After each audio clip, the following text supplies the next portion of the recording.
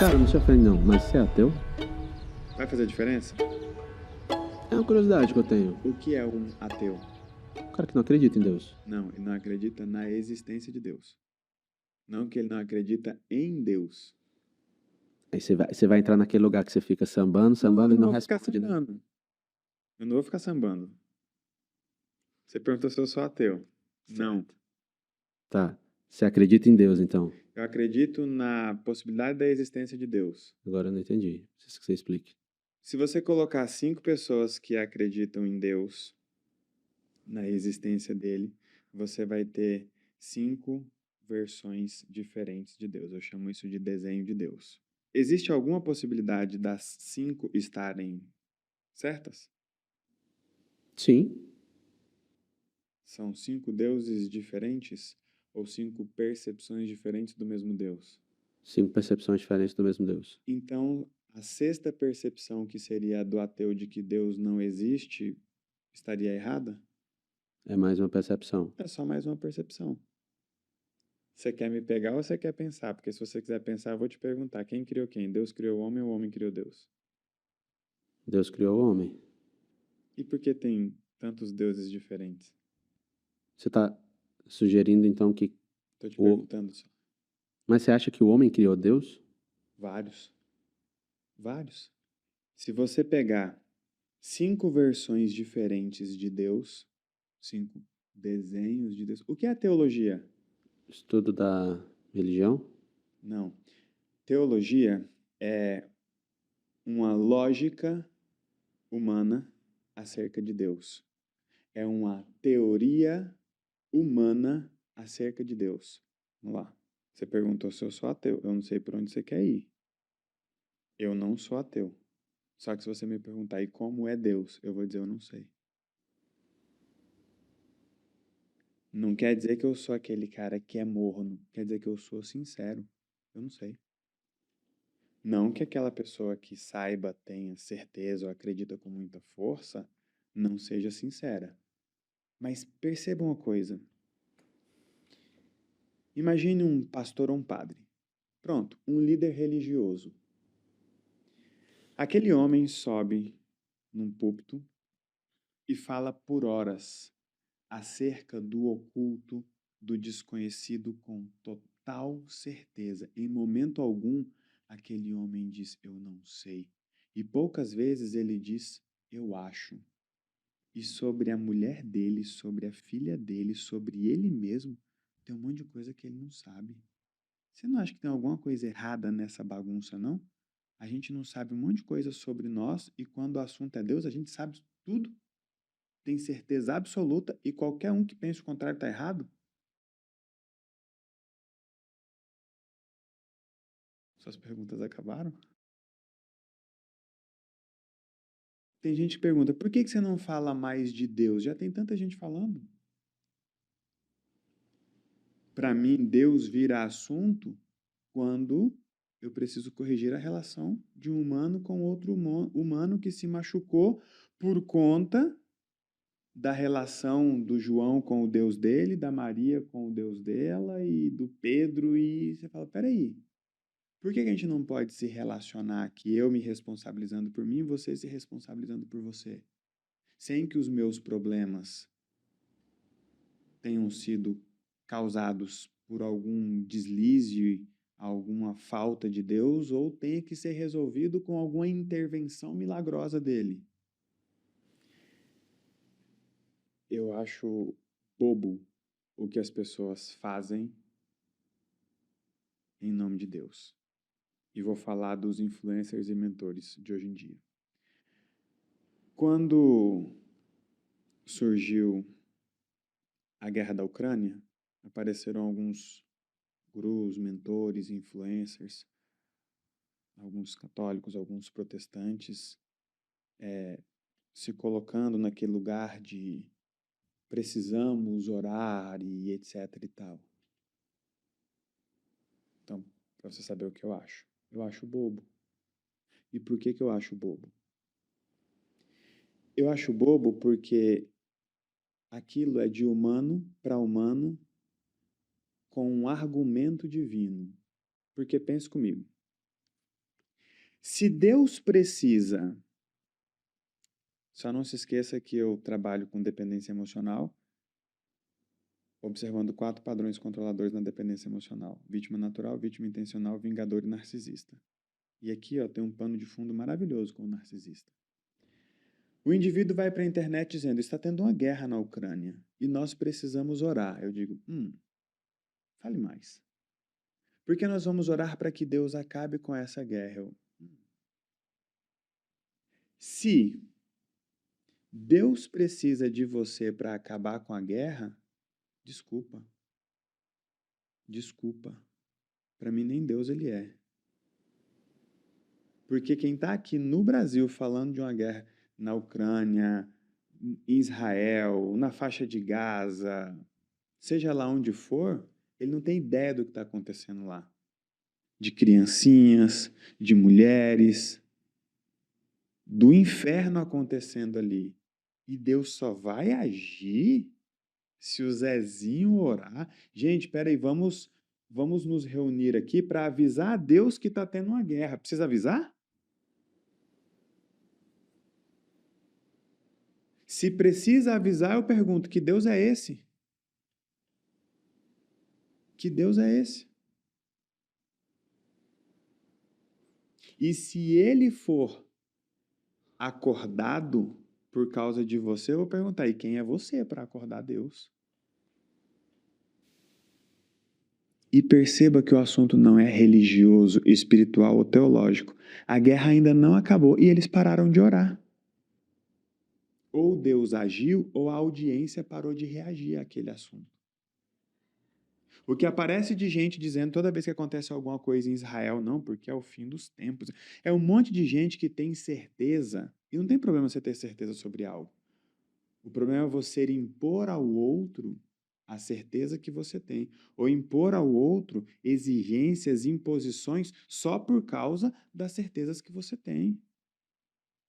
Nesse exemplo que você está dando, você acha que Deus permite, então, a fome na África? Eu não sei, ele não é garçom, nem chefe de cozinha, nem líder do almoxerifado do estoque do mundo. Se você me perguntar, você acha que Deus permite a fome na África? Aí é só o que eu acho. Ele permite em qualquer lugar, permite lá em casa se eu não trabalhar também, sabia? Porque se o meu filho disser obrigado, Senhor, pelo prato de comida que o Senhor colocou aqui em casa, eu vou dizer para ele: não foi o Senhor que colocou. Eu vou dizer isso. Porque quando ele crescer, eu quero que ele saiba que para que tenha comida na mesa dele, para que não falte para os dele, ele vai ter que trabalhar. Ah, quer dizer que o povo da África não trabalha? Não foi isso que eu disse. São ambientes com oportunidades diferentes e Deus pouco tem a ver com isso, na minha opinião. Mas, no fundo, eu assumo para te dizer. É só o que eu acho. Teve um vídeo daquela catástrofe no Rio Grande do Sul. Aí é que a gente está batendo papo para eu te mostrar um pouco como eu penso. E aí é mais como eu penso do que o que eu ensino, ok? Depois daquele caos, casas, bairros, cidades, hospitais, todo mundo viu, né? Viu? Você viu? Sim. Eu vi um vídeo em que a enchente passava em volta de uma igreja. A igreja estava de pé, o resto tudo no chão, e as pessoas postando aquilo como sinal da força divina, sinal da existência divina. Aquilo para mim foi de uma desumanidade tão grande. Olha, gente, a prova de que Deus está com a gente é que a casa dele não caiu, mas a de todo mundo em volta caiu. Isso é prova de Deus? E se for prova de Deus, prova o que sobre esse Deus? Quer dizer que ele protegeu só a casa dele? Ou quer dizer que no fundo ele não protegeu nada e nem ninguém e ele não tem nada a ver com o controle da chuva? Porque, peraí, se Deus tinha a responsabilidade, porque falar sobre a possibilidade do poder de Deus não faz sentido, ok? Mas se Deus tinha a responsabilidade de preservar alguma coisa, por que que ele não preservou mais? Essa é uma pergunta que a resposta não faz a mínima diferença para mim, mas faz para aquele indivíduo que estava com a casa lá do lado e foi devastado. Ele olha e fala: poxa, Senhor, protegeu só a sua? Sacanagem, hein? Logo a sua, que você nem mora aqui, você mora aí, você não precisa dela, eu precisava da minha casa aqui. Então as pessoas não percebem a desumanidade. Ah, eu estou falando de uma tragédia? Vou falar de tragédias pontuais. Vamos falar de abuso? Quando uma criança é abusada e o pai é religioso, e o pai fala que Deus está em todo lugar, e o pai fala que Deus é poderoso, e que Deus protege, e que Deus isso, e que Deus pinta e borda, faz tudo, menos proteger aquela criança que foi abusada. Porque o inconsciente da criança está dizendo assim: peraí, se Deus vê tudo, está em todo lugar, e Ele pode todas as coisas, onde Ele estava e por que Ele não fez nada quando eu estava sendo abusada? É assim que a criança pensa. E a gente não vai dar voz para isso? Vai sempre ficar dizendo que Deus é isso, Deus é aquilo, e o inconsciente dela retorcendo ela aqui dentro. E ela repetindo padrões, vivendo situações para testar se Deus é aquilo que as pessoas disseram. Porque ela está dizendo: olha, quando eu tinha 5 anos eu passei tal coisa, Deus estava lá e não fez nada. Certo? Depois eu tinha 7, depois eu tinha 9, depois eu me casei, passei tal coisa. Ela está dizendo: Senhor, em algum momento o Senhor vai me ver? Ela está se testando. Porque na cabeça dela é mais ou menos assim: peraí, se Deus não me vir aqui, será que Ele vai me ver no céu? Deixa eu testar. Deixa eu testar se o que eles estão falando sobre Deus é verdade. E talvez a única coisa que essa pessoa precisasse é de alguém que virasse para ela e dissesse: não sei. E talvez Deus não tenha nada a ver com isso. Talvez Deus não tivesse que impedir aquele abuso. Talvez fosse responsabilidade dos seus pais. Que talvez não tivessem impedido, e depois, quando você colocou na mesa, eles disseram: não foi bem isso. Ah, mas você tem que perdoar. É fácil falar de fora, né? É fácil falar de fora. Eu não tenho problema de falar de Deus, desde que isso não nos desumanize.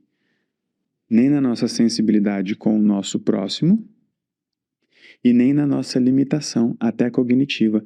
Se eu não dei conta de me entender, se eu não dei conta de entender quem está próximo a mim, para mim é um atrevimento e um cinismo demasiado supor que eu tenho certezas sobre Deus.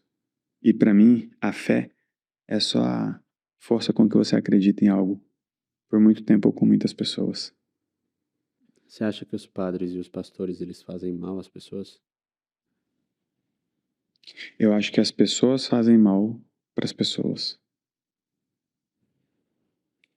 Tá querendo me pegar ou tá querendo só uma resposta sincera? Resposta sincera.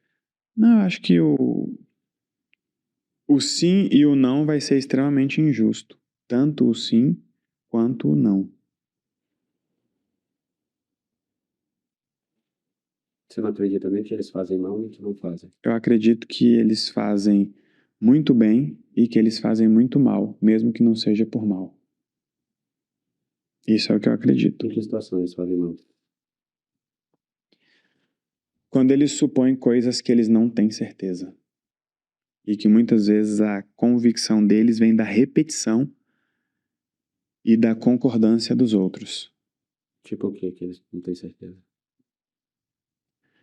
Já foi num casamento? Já. Você viu o quanto um padre que não se casou faz promessas acerca de Deus para uma mulher e para um homem, que muitas vezes ele não conhece direito, não convive. Quando uma pessoa diz, mesmo ciente da mazela relacional, conjugal, mesmo sem ter se casado, sem ter vivido esse desafio, quando uma pessoa diz que jamais separe o homem aquilo que Deus uniu, para mim é fazer mal. Especialmente para a mulher. Porque quando o homem está na dúvida de uma relação, dificilmente ele se mantém nela só por uma obrigação religiosa. A mulher tende a fazer isso. E lá na frente isso é cobrado para ela. No corpo, no tempo, na carreira, na autoestima. E aí, depois que se separa, alguns são mais incisivos e cruéis ainda, ó, já que você se separou, você não é digno de tentar novamente. Que tem uma certa coerência, né? No que foi dito lá atrás, mas é cruel. E outros ignoram aquilo que foi dito como se não tivesse peso. Não, já que separou, então vamos tentar de novo. Mas espera aí, se podia separar, por que foi dito lá atrás que não era, que não podia e etc e tal? Toda vez que você vê na Bíblia Jesus se manifestar e você se conecta com aquilo, não tem nada divino ali. É humano. Será mesmo que eu preciso acreditar que só um Deus vai olhar para uma bagunça e dizer, rapaz, atire a primeira pedra quem nunca errou? Isso é um pouco divino ou muito humano? Entende? Eu acho que está faltando para a gente humanidade, responsabilidade. Eu duvido você desafiar uma pessoa religiosa a passar 30 dias sem pedir nada para Deus. Não, mas ele pode todas as coisas. Poder é diferente de ter que. E pode dependendo do seu desenho, porque o outro vai chegar e falar...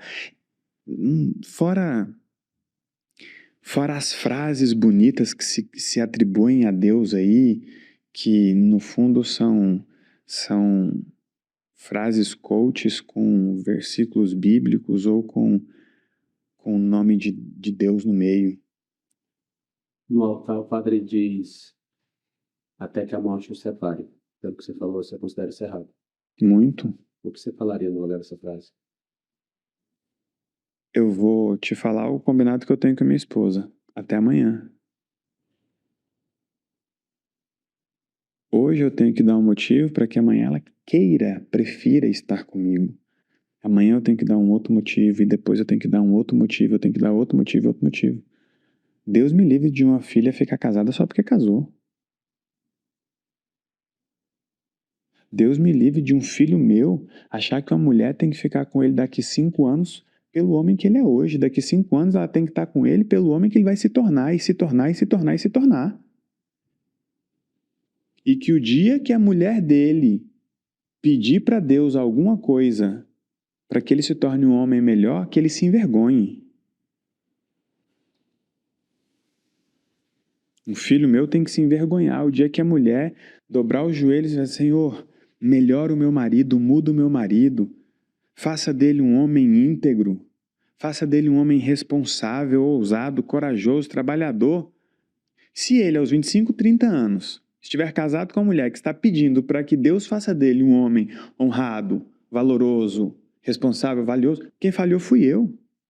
Eu e a mãe dele. Passe 30 dias sem pedir nada para Deus ou listando as coisas que você pede. Por que que ele tem que dar aquilo? E se isso é responsabilidade de um Deus?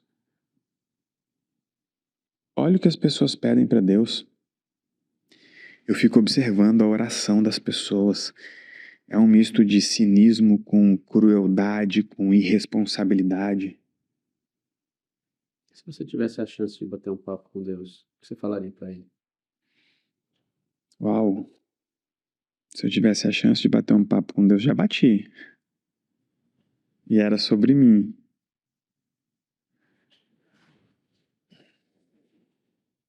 Se eu tivesse a chance de bater um papo com Deus, o que eu falaria para Ele?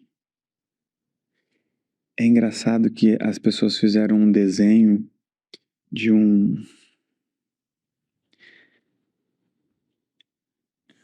Eu não consigo imaginar Deus conversando com o homem, Fernando. Para mim são coisas tão distantes que acho que não cabe cognição, não cabe lógica, não cabe... Se eu pudesse bater um papo com Deus, é que as pessoas, e eu vou falar você agora, tá? É que talvez você tenha uma ideia de uma personificação ou da possibilidade de uma personificação de Deus, tá? Deus em pessoa, o que eu perguntaria para ele? Não tenho uma pergunta, Fernando. Não sei se isso é bom ou é ruim, mas de verdade eu não tenho uma pergunta. O que eu perguntaria para Deus se eu pudesse bater um papo com ele? Ou o que você falaria para ele? Precisa necessariamente ser uma pergunta.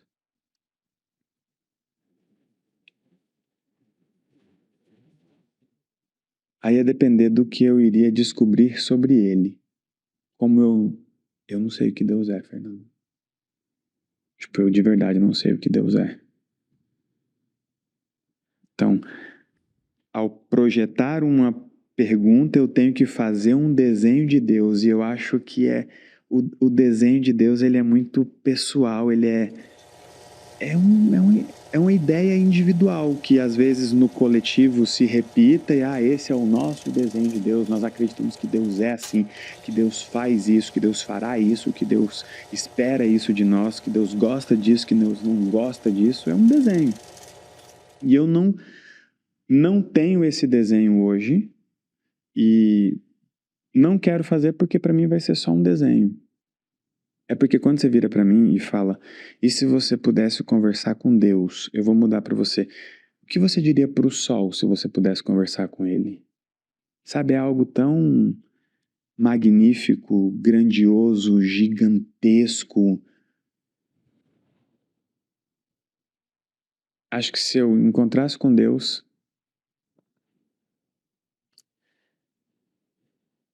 eu diria algo mais ou menos no sentido de que bom tá aqui. Só que quando eu penso em dizer que bom tá aqui, é o mesmo que bom tá aqui que eu digo hoje. Entende? Tipo, não vou falar o que é Deus, pô.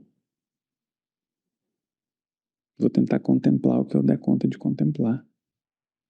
Uma vez conversando com um amigo meu, eu venho de uma jornada religiosa protestante. Se você perguntar, você é cristão? Eu vou te responder, sim. Porque para mim, cristão é aquele que segue os passos de Cristo, não o dos crentes. E eu gosto dos passos de Cristo. Enquanto ele esteve aqui, foi um humano extremamente humano. Não o vimos construindo família, ou pelo menos a Bíblia não relata, então não dá para saber que tipo de pai ele teria sido, que tipo de marido ele teria sido, dá para imaginar, né?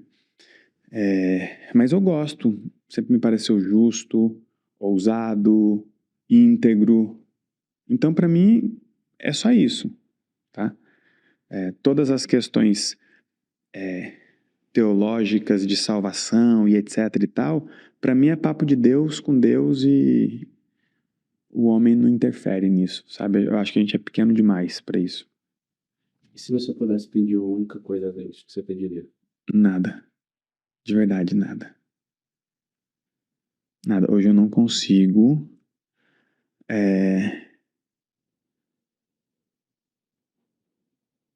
olhar para Deus e pedir alguma coisa. Eu me vejo como criatura. E quando eu faço uma correlação de criatura e criador, é mais ou menos como você virar para mim e falar, óbvio, guardadas as devidas proporções, é você virar e falar o que o iPhone pediria para o Steve Jobs. Eu sou criatura, pô. Tô criado. Criado como sou, com o potencial que tenho, com as limitações que tenho, com os recursos que tenho, que eu faça o melhor que eu possa fazer. Eu tenho um sol, eu tenho um ar, eu tenho. Eu sei que vai parecer pouco para as pessoas que falam de entidades e etc e tal. E eu sou assim, não é com a questão de Deus, não, com a questão energética, com a questão espiritual. Fernando, eu já vi de tudo. Eu já vi um cara virar para mim e falar assim: eu sei que você sabe que você é escolhido. Você sabe da sua mediunidade. Não, eu disse: é você que está dizendo. Já teve gente chegar para mim e falar assim: eu sei de onde você tira as suas criações, dos acessos e usar uns nomes. Eu disse: é você quem está dizendo.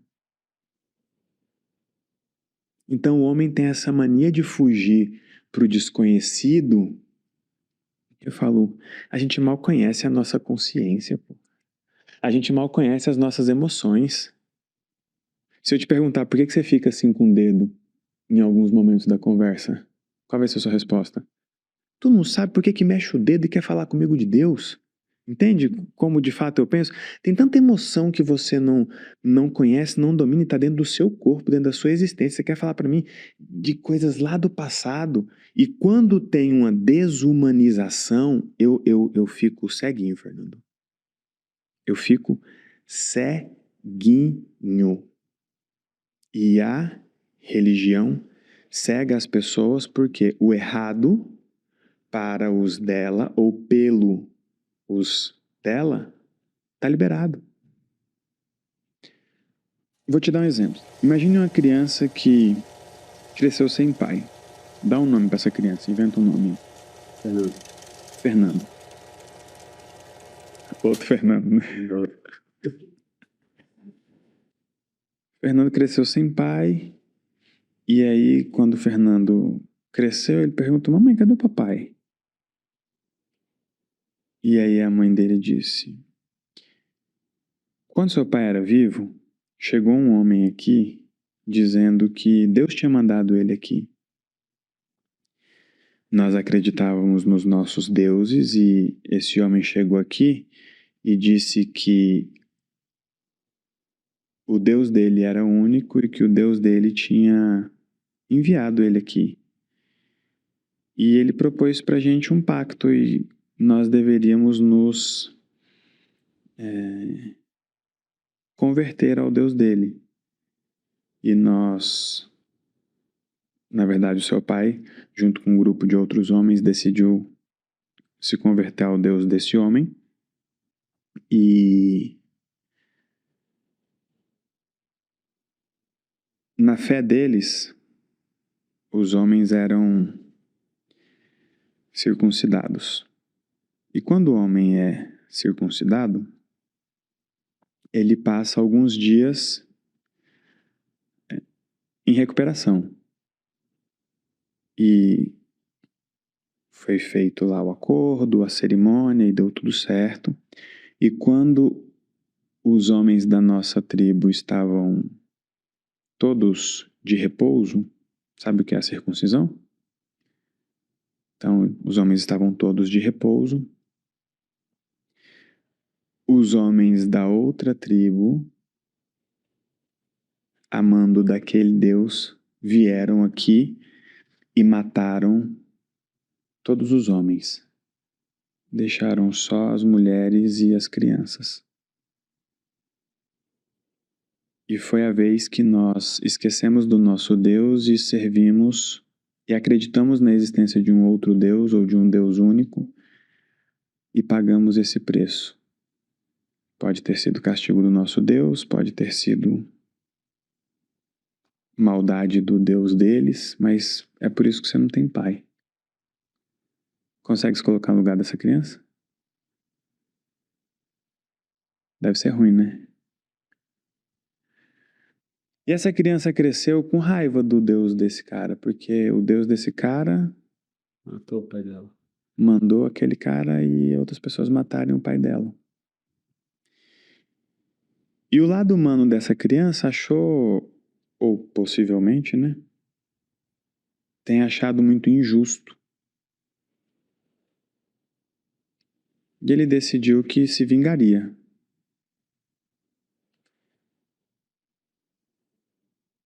O Deus dessa criança é do bem ou é do mal?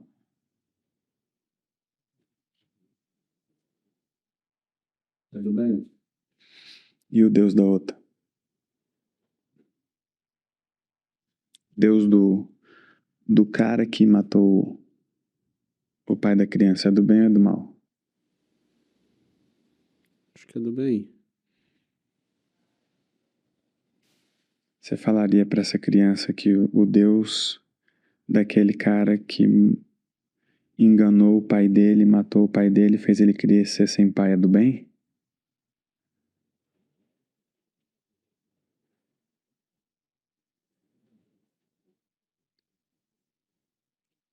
Sim, não faço ideia do que eu falaria pra essa criança. Você acha certo matar em nome de Deus? Não. E os homens bomba hoje, você acha certo? Também não. Sabe de onde vêm esses homens bomba? Dessa mesma tribo, dessa criancinha, que hoje eles decidiram vingar o Deus deles e os pais deles por causa daquele outro Deus, daquele outro cara. Sabe quem é esse cara? Na Bíblia o nome dele é Jacó. E segundo ele, o Deus dele mudou o nome dele para Israel.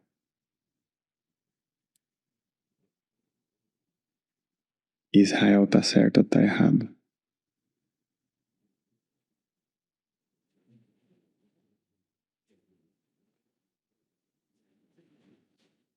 Difícil falar que tá errado, né? É Israel. É o Deus do bem. Deus do bem vai ser sempre o nosso Deus ou o Deus dos nossos amigos. Independente de que Deus tenha sido esse, do que esse Deus tenha feito, ou do que a gente tenha feito em nome desse Deus. É triste a história dessa criança, e é triste saber que hoje eles fazem o que eles aprenderam. Matar em nome de Deus. Matar, ferir, oprimir, segregar. Em nome de Deus.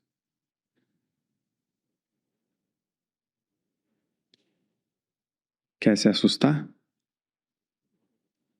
E se decepcionar com a raça humana? Vá ler os comentários dos religiosos nesse post, se ele for pro ar. Você vai ver o quão desprovidos de alcance histórico, teológico eles são e o quão desumanos eles se tornaram para fazer esse tipo de comentário. Se é o Deus deles, pode. Parece que o Deus deles faz o outro ficar menos humano. Mas quando é o outro que faz uma loucura em nome do Deus dele, com outros humanos, aí a gente se importa, porque são os nossos humanos. Os nossos amigos humanos, os nossos parentes humanos. Eu sei que você não tem um arcabouço histórico e religioso, mas o que a Bíblia conta é que enquanto Jacó estava na peregrinação com seus filhos, em busca de uma terra que, segundo ele, Deus prometeu para ele, só que Deus prometeu, mas sem desapropriar. Então ele chegou no lugar, ele disse que aquela terra era dele porque Deus tinha prometido para ele, mas Deus esqueceu de avisar quem estava lá que aquela terra não era mais deles. Será que foi Deus?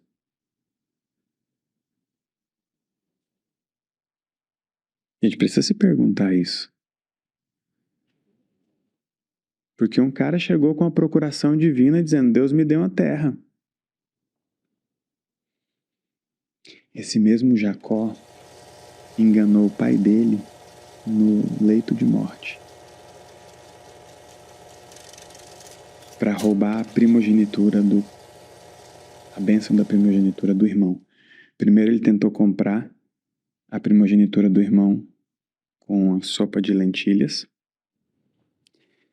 A Bíblia conta que ele já tentou roubar a primogenitura no ventre, que ele nasceu puxando o calcanhar do irmão, tentando passar na frente, ou que ele segurava o calcanhar do irmão, tem uma coisa dessa. Depois tentou comprar a primogenitura do irmão com a sopa de lentilhas e, por fim, com o apoio da sua querida mãe, se vestiu com pele de algum animal que eu não vou saber qual é, para enganar o seu pai no leito de morte, porque o pai já estava cego e o irmão dele era peludo. Então, ao tocar nele, o pai sentiu peludo, pensou que fosse o irmão e o abençoou. O cara foi um pilantra repetidas vezes. Mas é tipo assim, é o nosso pilantra. É o nosso pilantra abençoado. Ou é o nosso pilantra lutando pela nossa bênção. Aí depois esse cara sai por aí no mundo dizendo que o Deus dele escolheu ele para aquilo e eles estavam numa terra, vai pesquisar depois, terra de Siquém, vai pesquisar com olhar humano e histórico, com olhar religioso. E a história conta que a filha dele conta que foi abusada por um dos filhos de Siquém. E aí, em vingança, ele e os filhos fizeram esse pacto, esse acordo, para que os homens aceitassem o Deus dele e ficassem naquela condição e eles pudessem ir lá e acabar com todo mundo. E nessa bagunça tinha o Fernandinho que não sabia nada disso, lá nesse meio. Mataram todo mundo e foram embora em busca da Terra Prometida. Seguiram a viagem. As pessoas contam isso como vantagem, como certo. E a história vai ignorando os atos desumanos dos humanos em nome de Deus, e os atos muito desumanos. E que muitas vezes é uma desumanidade de ignorar a necessidade, de ignorar a realidade, de ignorar a situação que uma pessoa está vivendo. Mas a gente fechou os olhos por acreditar, por criar, por construir e por impor desenhos de Deus uns para os outros. E é aí que entra o nosso trabalho. Você pode acreditar no que você quiser, desde que isso não te faça mal e que isso não faça mal para o outro. E se não houver divindade nessa minha fala, aí eu, Elton, enquanto humano, talvez não esteja pronto ou não queira conhecer esse Deus que eu acho desumano, esses deuses que eu acho desumanos, que pelo menos têm vindo para mim por humanos desumanos. Então, se o problema dos humanos que nos deixa menos humanos é acreditar em desenhos e versões e lutar para que os nossos desenhos e as nossas versões sejam impostas, aceitas, talvez a gente precise deixar nosso desenho de lado. E qual é o problema hoje? É que para o humano de hoje isso é pouco. Fazer o bem é pouco. Fazer o certo é pouco. Libertar o outro da prisão emocional, da opressão, da cobrança, da chantagem, da culpa é pouco. E aí sobrou tudo para Deus. E depois eu que sou ateu. Você falou que para Deus você não falaria nada. E se tivesse a oportunidade de falar com o diabo, você falaria? Ou com o que as pessoas entendem? Mas o que é o diabo? É aquele ser? É o quê?